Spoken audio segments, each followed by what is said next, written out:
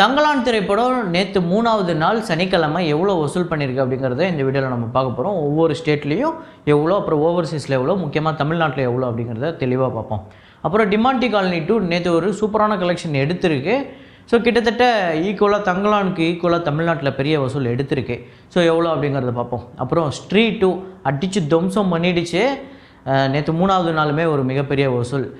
அப்புறம் இன்னும் சில படங்கள், அதாவது டபுள் ஐ ஸ்மார்ட், அப்புறம் மிஸ்டர் பச்சன், கேல் கேல் மேன், அப்புறம் வேதா, அப்புறம் இன்னும் சில தமிழ் படங்களோட வசூல். இது எல்லாத்தையுமே இந்த வீடியோவில் பார்க்குறதுக்கு முன்னாடி நம்ம சேனலை நீங்கள் சப்ஸ்கிரைப் பண்ணலாட்டி நான் பண்ணிவிடுங்க. பக்கத்தில் இருக்க பெல் ஐக்கானோட ப்ரெஸ் பண்ணிவிடுங்க. வாங்க வீடியோக்குள்ளே போகலாம்.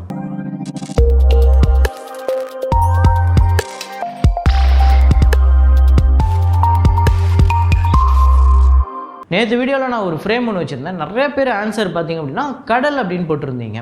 ஆக்சுவலாக அது ஒரு 25% கரெக்டு. ஏன்னா அந்த படத்தோட டைட்டில் அப்படிங்கிறது கிட்டத்தட்ட அந்த கடலும் சேர்ந்து வரும். ஸோ என்ன ஃப்ரேம் என்ன படம் அப்படிங்கிறத பார்த்துட்டு வாங்க.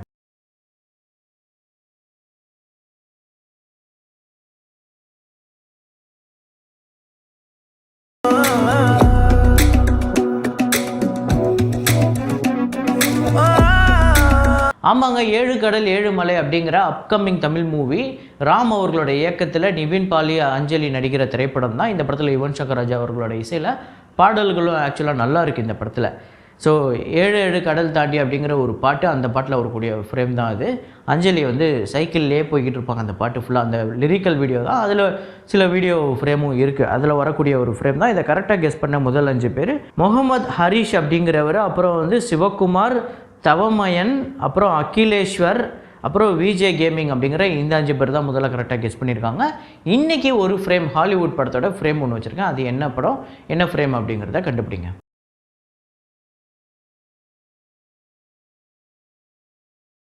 ஸோ நேற்று கோட்டு ட்ரெய்லர் வந்தது. அந்த கோட்டு ட்ரெய்லர் பார்த்தோன்னா உங்களுக்கு எப்படி இருந்தது, அந்த டிஏஜிங் லுக்கு எப்படி இருந்தது, அப்புறம் அதுலேயுமே ரொம்ப சின்ன பையனாக இருக்கக்கூடிய ஒரு விஜயும் காமிச்சிருக்காங்க. இதெல்லாம் உங்களுக்கு எப்படி இருக்குது அப்படிங்கிறத கமெண்ட்டில் போடுங்க. நிறைய பேர் நல்லா இருக்குது அப்படின்னு சொல்லியிருந்தாங்க. சில விமர்சனங்களும் இருக்குது. ஸோ உங்களோட அந்த ஒப்பீனியனாக கீழே கமெண்ட்டில் போடுங்க. இப்போ வசூல்களை போயிடலாம். கேல் கேல் மெயின் டே 3 இந்தியாவில் 3,68,00,000, வேர்ல்டு வைடு 6,15,00,000. இந்தியா முழுக்க 12,18,00,000, வேர்ல்டு வைடு 17,75,00,000 வசூல் பண்ணியிருக்கு. 80 கோடி இந்த படத்தோட பட்ஜெட். ஸோ 3 நாள் வசூல் சுமாரான கலெக்ஷன் தான் இருக்குது. ஸோ டே 4 எந்த அளவுக்கு வருது அப்படிங்கிறத பார்ப்போம்.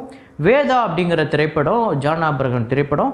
ஸோ டே 3 இந்தியாவில் 3,05,00,000, வேர்ல்டு வைடு 4 கோடி. இந்தியா முழுக்க 12,35,00,000, வேர்ல்டு வைடு 15,60,00,000 வசூல் பண்ணியிருக்கு.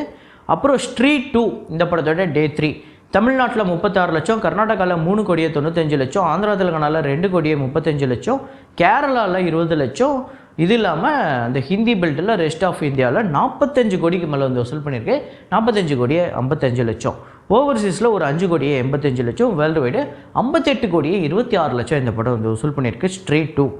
ஸோ டோட்டல் கலெக்ஷன் பார்த்திங்க அப்படின்னா தமிழ்நாட்டில் 1,01,00,000 வசூல் பண்ணியிருக்கு. கர்நாடகாவில் 9,70,00,000, ஆந்திரா தெலுங்கானாவில் 5,70,00,000, கேரளாவில் 57,00,000, ரெஸ்ட் ஆஃப் இந்தியாவில் 145,05,00,000, ஓவர்சீஸில் 25,05,00,000, அப்புறம் வேர்ல்டு வைடு 187,08,00,000 வசூல் பண்ணியிருக்கு. ஒரு மிகப்பெரிய வசூலுங்க.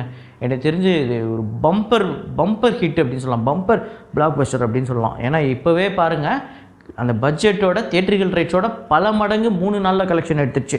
ஸோ இன்றைக்கி ஞாயிற்றுக்கிழமை என்ன சம்பவம் பண்ண காத்திருக்கோ. அப்புறம் கமிட்டி குரோலோ அப்படிங்கிற தெலுங்கு திரைப்படம் டே 9 ஆந்திரா தெலுங்கானாவில் 58 லட்சம், வேர்ல்டு வைடு 65 லட்சம். ஸோ டோட்டலாக 8,58,00,000 ஆந்திரா தெலுங்கானாலையும் 10 கோடி வேர்ல்டு வைடு ஹெல்ப் பண்ணியிருக்கு. ஸோ நல்ல வசூல் எடுத்திருக்கு. அப்புறம் டபுள் ஐ ஸ்மார்ட், அப்புறம் மிஸ்டர் பச்சன், இந்த 2 படங்களும் ஆக்சுவலாக கேல் கேல் மெயின் வேதாவோட மோசமாக போயிருக்கு. அதுவாது பரவாயில்ல, சாட்டர்டே கொஞ்சம் ஓரளவுக்கு பிக்கப் ஆகி சில கோடிகளை வசூல் பண்ணியிருக்கு. இது ஆந்திரா தெலுங்கானாவில் 1,32,00,000, world wide 2 crore double I smart. So total collection Andhra தெலுங்கானாவில் 9,83,00,000, வேர்ல்டு வைடு 14,48,00,000 வசூல் பண்ணியிருக்கு. மிஸ்டர் பச்சன் இந்த படத்தோட டே 3 ஆந்திரா தெலுங்கானாவில் 1 கோடி, வேர்ல்டு வைடு 1,25,00,000. ஸோ டோட்டலாக 8,70,00,000 ஆந்திரா தெலுங்கானாலையும், வேர்ல்டு வைடு 10,80,00,000. இந்த படத்தோட பட்ஜெட் 50 கோடி. இந்த டபுள் ஐ ஸ்மார்ட் 80 கோடி பட்ஜெட். அப்புறம் பீமா அப்படிங்கிற கன்னட திரைப்படம் டே 9 கர்நாடகாவில் 1,10,00,000, வேர்ல்டு வைடு 1,15,00,000. ஸோ டோட்டலாக கர்நாடகாவில் 20,45,00,000, வேர்ல்டு வைடு 22,43,00,000 வசூல் பண்ணியிருக்கு. அப்புறம் நுணாக்குழி அப்படிங்கிற மலையாள திரைப்படம் டே 3 கேரளாவில் 1,95,00,000 வேர்ல்டு வைடு 2,50,00,000 நல்ல கலெக்ஷன் எடுத்திருக்கு. டோட்டலாக 4,75,00,000 கேரளாலையும் வேர்ல்டு வைடு 5,75,00,000 வந்து வசூல் பண்ணியிருக்கு. 6 கோடி பட்ஜெட். அப்புறம் வாழை அப்படின்னு ஒரு மலையாள திரைப்படம், அதை கூட கேட்டிருந்தீங்க. ஆக்சுவலாக அதுவுமே நல்ல கலெக்ஷன் எடுத்திருக்கு. டே 3ல் கேரளாவில் 1,21,00,000 வேர்ல்டு வைடு 1,55,00,000. ஸோ கேரளாவில் மொத்தமாக பார்த்திங்க அப்படின்னா 3 நாள் சேர்த்து 3,82,00,000 வேர்ல்டு வைடு 4,76,00,000. 6 கோடி தான் இந்த படத்தோட பட்ஜெட். ஆக்சுவலாக படமும் நல்லா இருக்குது அப்படின்னு ஒரு ரிசல்ட் வந்திருக்கு. அப்புறம் ராயன் திரைப்படத்தோட 23வது நாள் வசூல் தமிழ்நாட்டில் 24 லட்சம், வேர்ல்டு வைடு 32 லட்சம். ஸோ டோட்டலாக 74,97,00,000 தமிழ்நாட்டிலையும், வேர்ல்டு வைடு 152,28,00,000 வந்து வசூல் பண்ணியிருக்கு. அப்புறம் அந்தகன் திரைப்படத்தோட 9வது நாள் வசூல் தமிழ்நாட்டில் 14 லட்சம், வேர்ல்டு வைடு 16 லட்சம். ஸோ டோட்டலாக 5,06,00,000 தமிழ்நாட்டிலையும், வேர்ல்டு வைடு 6,78,00,000. ரகு தாத்தா டே 3 தமிழ்நாட்டில் 16 லட்சம், வேர்ல்டு வைடு 19 லட்சம். ஸோ டோட்டலாக தமிழ்நாட்டில் 48 லட்சமும், வேர்ல்டு வைடு 62 லட்சம் வந்து வசூல் பண்ணியிருக்கு.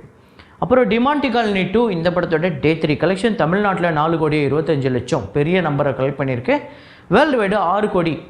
ஸோ டோட்டலாக தமிழ்நாட்டில் 10,35,00,000 வேர்ல்டு வைடு 14 கோடி இந்த படம் வந்து வசூல் பண்ணியிருக்கு. 3 நல்ல சரியான கலெக்ஷன். இன்றைக்கி இதோட பெரிய நம்பரை கலெக்ட் பண்ணுறதுக்கான பாசிபிலிட்டிஸ் இருக்குது. அப்புறம் தங்கலான் படத்தோட 3வது நாள் வசூல் தமிழ்நாட்டில் 4,68,00,000, கர்நாடகாவில் 58 லட்சம், ஆந்திரா தெலுங்கானாவில் 96 லட்சம், கேரளாவில் 35 லட்சம், பாண்டிச்சேரியில் ரெஸ்ட் ஆஃப் இந்தியாவில் பாண்டிச்சேரியில் மட்டும் 10 லட்சம், ஓவர்சீஸில் 1,65,00,000, வேர்ல்டு வைடு 8,32,00,000 இந்த படம் வந்து வசூல் பண்ணியிருக்கு. ஸோ எனக்கு தெரிஞ்சு ஒரு ஓகே அப்படிங்கிற ஒரு கலெக்ஷன் தான். ரொம்ப மோசமாகவும் போகலை. ரொம்ப மோசமாக இந்த கேல் மீன்லாம் இப்போ 4 கோடி 3.5 கோடிலாம் போச்சுல, அந்த மாதிரிலாம் போகாமல் 8 கோடிக்கு மேலே வசூலுங்கிறது ஒரு சூப்பர் கலெக்ஷன் தான். ஸோ ஆனால் இந்த படம் தொடர்ந்து இதே மாதிரியே வசூல் வர வேண்டியது இருக்குது. இப்போ என்னென்னா வீக் டேஸில் கூட இந்த திரைப்படம் வந்து வேர்ல்டு வைடு ஒரு 4 கோடி 3.5 கோடி அப்படியே தொடர்ந்து வந்துக்கிட்டே இருந்தால் இந்த படம் வெற்றி படமாக அமைகிறதுக்கு வாய்ப்பு இருக்குது. ஸோ தமிழ்நாட்டில் டோட்டலாக 21,08,00,000, கர்நாடகாவில் 2,44,00,000, ஆந்திரா தெலுங்கானாவில் 4,41,00,000, கேரளாவில் 1,85,00,000, ரெஸ்ட் ஆஃப் இந்தியாவில் 49 லட்சம், ஓவர்சீஸில் 8,05,00,000, வேர்ல்டு வைடு 38,32,00,000 இந்த படம் வந்து வசூல் பண்ணியிருக்கு. ஸோ 3 நாளில் 38 கோடி அப்படிங்கிறது தங்கலானை பொறுத்தவரையும் நல்ல வசூலாக. தங்கலானை பொறுத்தவரையும் நான் ஒருவேளை கம்மியான ரொம்ப வசூல் சொல்கிறேன்னா, ஆல்ரெடி இந்த படம் 100 கோடி 150 கோடி வசூல் பண்ணிடுச்சா அப்படிங்கிற இன்னொரு பக்கம் சந்தேகமும் இருந்து நான் வந்து டபுள் வெரிஃபைலாம் பண்ணேன். ஸோ அதுக்கு முன்னாடி அந்த விஷயத்துக்கு வரேன். அதுக்கு முன்னாடி ஃபோனை பாக்கெட்டில் வச்சுக்கிறேன். ஸோ என்ன அப்படின்னா, வழக்கமாக நம்மளும் நிறையா படங்களுக்கு வசூல் சொல்கிறோம். வழக்கமாக என்ன வரும்னா, உனக்கு இந்த ஹீரோவை பிடிக்காதா அதனால் நீ கம்மியாக சொல்கிற, உனக்கு இந்த ஹீரோவை பிடிக்கும் அதனால் அதிகமாக சொல்கிற அப்படிங்கிற ஒரு இது வரும். வழக்கமாக இது வந்து எல்லா ஹீரோக்களுக்குமே நடக்கும். என்னன்னா, நீ வந்து ரஜினி படம்னா கம்மியாக சொல்லுவ, நீ விஜய் படம்னா அதிகமாக சொல்லுவ, அஜித் படம்னா கம்மியாக சொல்லுவ, உனக்கு தனுஷை பிடிக்காது, தனுஷை ரொம்ப பிடிக்கும், நீ சிம்பு சொம்பு, நீ சிம்புவோட ஹேட்டர் அப்படின்னு சொல்லிட்டு ஒரே நடிகருக்கு 2 விதமான மாற்று இதெல்லாம் வரும். சில பேர் என்னை வந்து நீ ஒரு ரஜினி ரசிகர் அதனால தான் அதிகமாக சொல்கிற, லால் சலாமுக்கேன்லாம் சொன்னாங்க. சில பேர் நீ இந்தியன் 2 ரொம்ப கம்மியாக சொல்கிற, இந்த மாதிரி வந்து கமலோட பெருமையை கெடுக்கிறதுக்காகவே சில பேர் இப்படி வேலை பார்க்குறாங்க, ஒரு வேலையாகவே இதை எடுத்துகிட்டு பண்ணுறாங்க அப்படிலாம் சொல்லிட்டு நிறைய விமர்சனங்கள் வந்தது. ஸோ இது எல்லாமே நடிகர்களை பேஸ் பண்ணி நம்மளுக்கு வர்றது. ஸோ இது வந்து ஒரு ஃபேனாக பண்ணும்போது அப்படி நம்மளால் புரிஞ்சிக்க முடியுது. ஓகே, நம்மளுக்கு பிடிச்ச ஒரு நடிகரோட திரைப்படத்தோட வசூல் கம்மியாக இருக்கும்போதோ இல்லை கொஞ்சம் முன்னப்பின்னா இருக்கும்போதோ அதுக்கான விமர்சனம் வரதான் செய்யுது. ஸோ இதை ஏற்றுக்கிறேன் நான். இது வந்து ரொம்ப காமன். இது நான் வந்து எப்போவுமே இது வரக்கூடாது அப்படிலாம் பண்ணாதீங்க அப்படிலாம் நான் சொன்னதில்லை. அது உங்களோட தனிப்பட்ட விருப்பம். ஆனால் நான் வந்து ரொம்ப பயந்து நான் இது கலெக்ஷன் எடுக்கும்போதும் சரி, கலெக்ஷன் எடுத்து சொல்லும் போதும் சரி, ரொம்ப பயந்து பேசினது அப்படிங்கிறது ரீசெண்ட் டைமில் இந்த 2 நாள் முக்கியமாக தங்கலான் திரைப்படத்துக்கு நான் ரொம்ப பயப்படுறேன். இதுக்கு பயத்துக்கு காரணம் என்ன அப்படின்னா, எனக்கு ஒரு சாயம் பூசிக்கிட்டே இருக்கிறாங்க. நான் என்னமோ வேறு இப்போ என்னன்னா, தங்கலான் வந்து ஒரு 150 கோடி வசூல் பண்ணிடுச்சு. நான் அதை வந்து இப்போ 3 நாளில் 38 கோடி வசூல்னு சொல்லிட்டு உடனே இந்த தங்கலான் படத்துக்கு நான் வசூலை கம்மியாக சொல்லிட்டேன். நான் ஆக்சுவலாக நான் மற்ற ட்ராக்கர்ஸோட கொஞ்சம் அதிகமாக எக்ஸாகரேட் ஆகி தான் வந்திருக்குன்னு நான் நினைக்கிறேன், என்னோடய நம்பர்ஸு. ஸோ அதை பார்த்தே வந்து என்னை வந்து ஒரு சாயம் பூசிக்கிட்டே இருக்காங்க. அது வந்து என்னால் ஏற்றுக்க முடியல.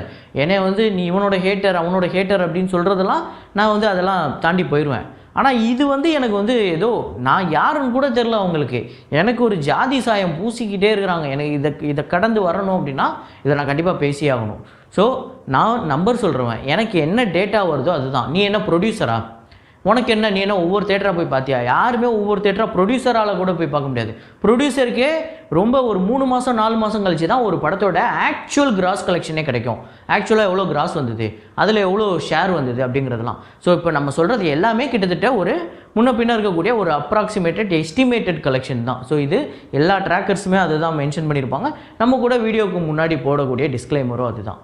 ஸோ இதை தாண்டி நம்ம எப்படி டேட்டா எடுக்கிறோம் அப்படின்னு பார்த்தீங்கன்னா, நம்மளுக்கு இருக்கக்கூடிய சில இன்சைடு இன்ஃபர்மேஷன், அது இல்லாமல் அந்த டிசிஆர் ரெப்பு, இது இல்லாமல் சில வெப்சைட்ஸ்லாம் நம்மளால் ட்ராக்கும் பண்ண முடியும். அப்படி நிறையா வேரியேஷன் ஆஃப் சோர்ஸஸில் இருந்து அப்படி எல்லாத்தையும் கலெக்ட் பண்ணி உங்களுக்கு ப்ரெசென்ட் பண்ணுற வீடியோ தான் இது. எவ்வளோ நம்பர் எக்ஸாக்டாக வந்திருக்கோ அதுக்கு கொஞ்சம் முன்ன பின்ன 1 கோடி 2 கோடி முன்ன பின்ன இருக்குமே தவிர 150 கோடி வசூலில் நான் 38 கோடின்னு சொல்லலை. ஸோ அப்படின்னு தான் நான் நினைக்கிறேன். ஸோ எனக்கு இவருக்கு ஒரு விஷயம் பண்ணி இவருக்கு ஒன்று பண்ணக்கூடாது, எனக்கு இவர் இந்த கம்யூனிட்டியை சேர்ந்தவர், இவருக்கு இப்படி பண்ணக்கூடாது, இப்படிலாம் கிடையாது. நம்ம சேனலை தொடர்ந்து பார்க்குறவங்க இதை பற்றி பேச மாட்டாங்க, இதை பற்றி சொல்ல மாட்டாங்க, நம்ம மேலே அப்படிப்பட்ட ஒரு கருத்தை வைக்க மாட்டாங்க. ஏன்னா அவங்க தொடர்ந்து பார்க்குறவங்க எல்லா படத்துக்கும் நம்ம எப்படி சொல்கிறோம் அப்படிங்கிறது தெரியும். தயவு செஞ்சு ஒரு ஜாதியோ ஒரு மதத்தையோ அப்படி எடுத்துகிட்டு வராதிங்க. இந்த சேனல் அந்த சேனல் கிடையாது, நானும் அதுக்கு தகுந்த ஆள் கிடையாது நீங்கள் அப்படி சொல்லி அப்யூஸ் பண்ணுறதுக்கு. ஸோ இதை பற்றி நீங்கள் என்ன நினைக்கிறீங்க அப்படிங்கிறத கமெண்ட்டில் போடுங்க. அப்புறம் தங்கலான் லைஃப் டைம் கலெக்ஷன் எவ்வளோ எடுக்கும் நீங்கள் நினைக்கிறீங்க அப்படிங்கிறத சொல்லுங்கள். ஸோ இன்றைக்கி ஞாயிற்றுக்கிழமை கலெக்ஷனை பார்த்தா இந்த ஞாயிற்றுக்கிழமை ஒரு நல்ல கலெக்ஷன் வந்ததுன்னா எப்படி வருது, ஸோ டோட்டலாக எவ்வளோ வரும் அப்படிங்கிறத நான் நாளைக்கு வீடியோலையோ இல்லை அதுக்கப்புறம் வரப்போகிற வீடியோக்குள்ளேயோ சொல்கிறேன். ஸோ நீங்கள் தங்கலான் எவ்வளோ வரும்னு நினைக்கிறீங்க அப்படிங்கிறத கமெண்ட்டில் போடுங்க. இதே மாதிரி ஒரு வீடியோவில் இதே மாதிரி கலெக்ஷன் ரிப்போர்ட்டில் மீண்டும் நான் உங்களை சந்திக்கிறேன். Signing off Rahman.